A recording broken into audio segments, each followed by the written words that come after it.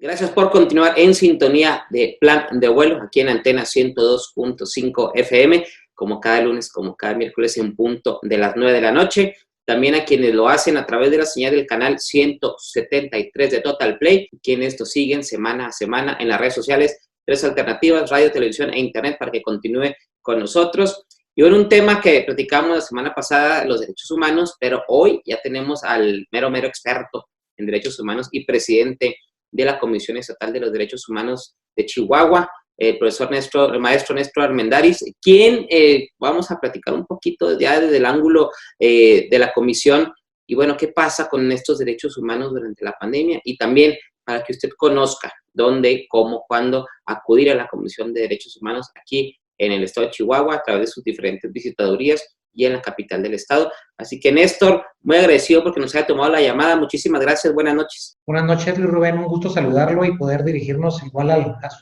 público de Plan de Vuelo.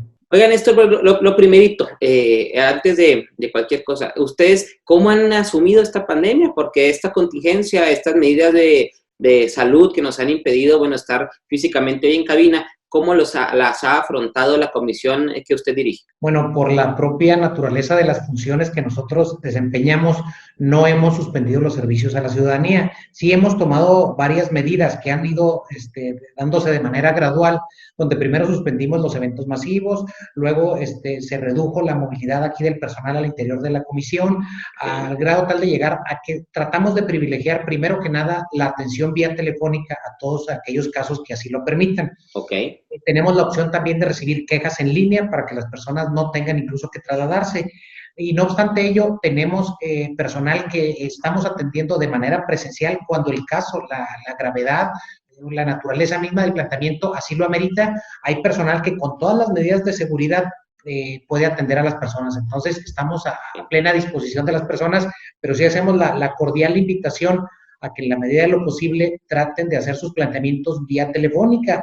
Ya nosotros podremos valorar si es necesario estrictamente acudir, nosotros podremos acudir al lugar donde sea necesaria nuestra presencia o bien recibir aquí a las personas para recibirles presencialmente su queja. En la capital del estado están aquí en sus oficinas y en el resto del estado, ¿cómo se pueden comunicar con ustedes? Correcto, nosotros, la oficina central aquí en Chihuahua, estamos en la avenida Zarco y 24, tenemos oficinas regionales en Ciudad Juárez, en Cuauhtémoc, Hidalgo del Parral, Delicias y Casas Grandes. Tenemos un teléfono las 24 horas disponible, que es el 800-201-1758. Ya de ahí, dependiendo del planteamiento, la gravedad del caso, pues la podremos derivar a la oficina que corresponda o acordar con la persona que requiera nuestros servicios el momento oportuno de la atención. Pero eso es atención 24 horas. Adicionalmente, pueden comunicarse al teléfono de aquí de Chihuahua, 614-201-2990, hasta la terminación en 94. Igual, en cualquier momento podemos atender sus planteamientos. Ya valoraremos la gravedad, la urgencia y el trámite a seguir, porque por otra parte están suspendidos los plazos, los términos que fija nuestra ley. Emitimos un par de acuerdos, primero hasta el 30 de abril, se publicó en el periódico oficial del Estado. Posteriormente, atendiendo a esta contingencia, tuvimos que ampliar el plazo de suspensión hasta el día 30 del presente mes. Es decir, no corren algunos plazos, pero eso no significa que no estemos aquí. Incluso hay una excepción, casos graves, medidas cautelares que sean necesarias, no corre ninguna suspensión. Es decir, el plazo es el normal. Cuando estaba la Semana Santa en su apogeo, veíamos algunas notas en el estado de Guerrero de gente que no solo se quejó porque no la dejaban ir a la playa, se quejó ante la policía o hizo viral sus videos, sino que sí acudieron a la Comisión Estatal de Derechos Humanos de allá para quejarse que estaban violentando sus derechos humanos o su derecho a vacacionar. Entonces, ¿cuánta gente no pensará lo mismo aquí en Chihuahua? Porque ahora, desgraciadamente, ¿no? Con las cervezas, que la gente estuvo haciendo cola en días pasados, desde las 7 de la mañana a 10 de la mañana, fines de semana anteriores, también 3, 4 horas de cola para comprar un cig de cerveza, o gente que dice, es que yo quiero salir, o incluso dice, si yo quiero tomar el riesgo de enfermarme y morirme, pues es mi derecho. Entonces, ¿cómo están los derechos humanos ahorita situados en una situación tan extraordinaria como esta? Bueno, sí, Rubén. De hecho, hay muchos temas polémicos al respecto. Hay una aparente colisión de derechos. pero estamos ante una situación de emergencia sanitaria. Hay dos supuestos que se contemplan en la Constitución del país. Uno de ellos es la emergencia sanitaria. Aquí las autoridades en materia de salud, para hacer frente a esta contingencia, pues están en toda la aptitud de tomar decisiones y adoptar medidas que en la vía administrativa le corresponderá al titular del Ejecutivo Federal, a las autoridades del Estado y de los municipios, cada quien dentro de su ámbito de competencia. Okay. Hay que ser muy claros, la emergencia sanitaria fue decretada por el Consejo de Salud General Nacional, entonces de ahí deriva todo esto. Si bien hay algún tipo de afectación o restricción a algunos derechos con estas medidas, debemos de asumirlas, ¿no? ¿Por qué? Porque está por encima el interés de la colectividad. Nadie puede aducir lo que bien comentaba usted, de que, bueno, es mi derecho a salir, a no cuidarme, a enfermarme, incluso a morir. Pero no, lo que se cuida sobre todo es el bien común, porque a lo mejor yo puedo decidir por mi salud, pero no puedo poner en riesgo la de los demás. Y al ser un factor de contagio, obviamente pues estoy poniendo en riesgo la de los seres con quienes pueda interactuar, las personas con quienes pueda tener algún tipo de contacto. Obviamente hay afectación a ciertos derechos, los hay, pero creo que la situación lo amerita. Sin embargo, hay ciertos límites. Hay algunos casos, incluso algunos los estamos documentando aquí en nuestro estado. El ejemplo más emblemático que se ha ventilado públicamente es que algún municipio pretendió implementar un toque de queda, como se llama. El primero fue Bachíniva, donde se manejó públicamente que se estaba implementando el toque de queda. Nosotros inmediatamente radicamos una queja de oficio y solicitamos los informes. De manera adicional, hemos pedido información complementaria a algunos otros municipios, en Ciudad Juárez también, al municipio de Juárez, al municipio de Jiménez, por algunas medidas. Insisto, no nos oponemos porque, al contrario, creo que es una obligación de las autoridades, tanto federales, estatales como municipales, imponer algún tipo de medidas. Sin embargo, la emergencia sanitaria es una cosa que sí posibilita restringir ciertos derechos hasta cierto límite, pero ya, por ejemplo, limitar la entrada y salida de un municipio, como se pretendió en algunos momentos, hay que tratar de reducir la movilidad para a la vez reducir el riesgo de contagio, pero no imponer ese tipo de toque de queda o prohibir que alguien entre o salga de un municipio, porque eso sería atentar contra la libertad de tránsito. Claro. Ahí, para esos casos, hay otra figura, que es la suspensión de derechos, el estado de emergencia, que también lo contempla la Constitución Federal en el artículo 29, pero ese estado de excepción únicamente puede ser decretado por el presidente de la República y con autorización del Congreso de la Unión. Tiene que ser en determinado lugar, por determinado tiempo y para hacer frente a esa contingencia.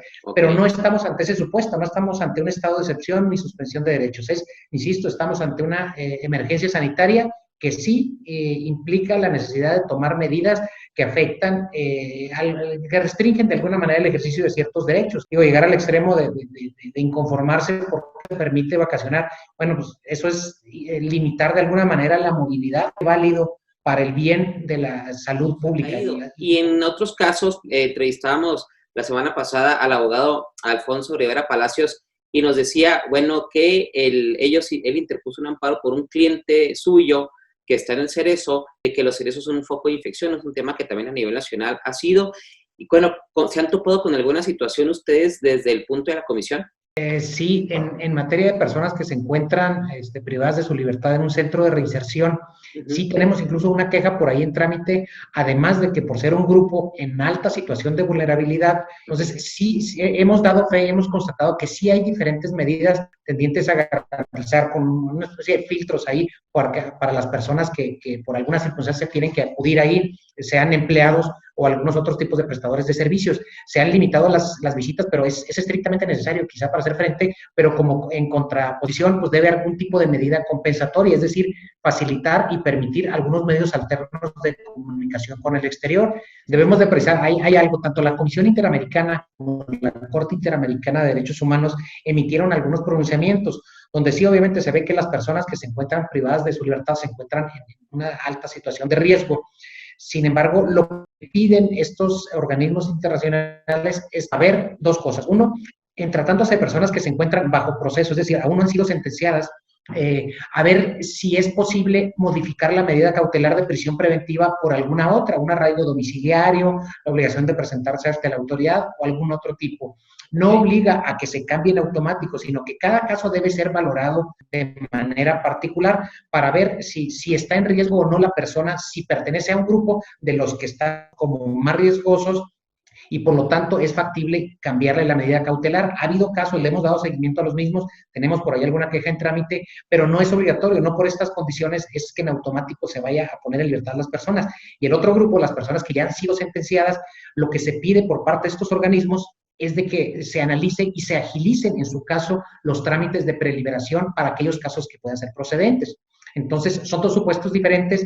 Ahí tenemos también datos que nos indican que ya incluso en días recientes fueron 9 casos, a lo mejor no son muchos, pero donde ya se otorgó algún beneficio preliberacional, siempre y cuando se cumplan ciertos requisitos, porque no podemos dejar ante esta situación de contingencia o de emergencia sanitaria, pues hay consecuencias legales a lo que se hizo, hay derechos de las víctimas también a que se les resarza, se les repare el daño, pero sí, también habrá situaciones de personas que pudieran verse beneficiadas con algún beneficio preliberacional o con la modificación de una medida cautelar, pero insisto, esto no puede ser con medidas generales, sino que tiene que analizarse cada caso en específico.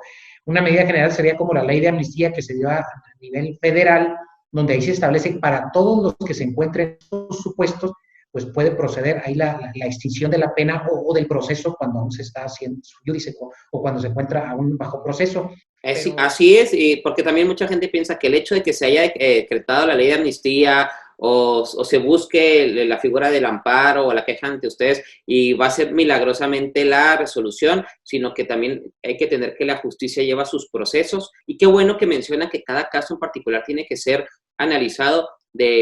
Lo veía en los medios de comunicación la semana pasada, la diputada Rosy Gaitán pide que a mujeres en situaciones de grupos de vulnerabilidad, embarazadas, mayores de 65 años, pues que se les diera el indulto, pero tampoco puede ser así como una llave abierta, tiene que ser casos en particulares, como bien lo dice usted. Pues agradecerle mucho, Néstor, estamos a la orden, y bueno, que tengan una muy, muy buena semana, y hay que seguir atorando desde el encierro.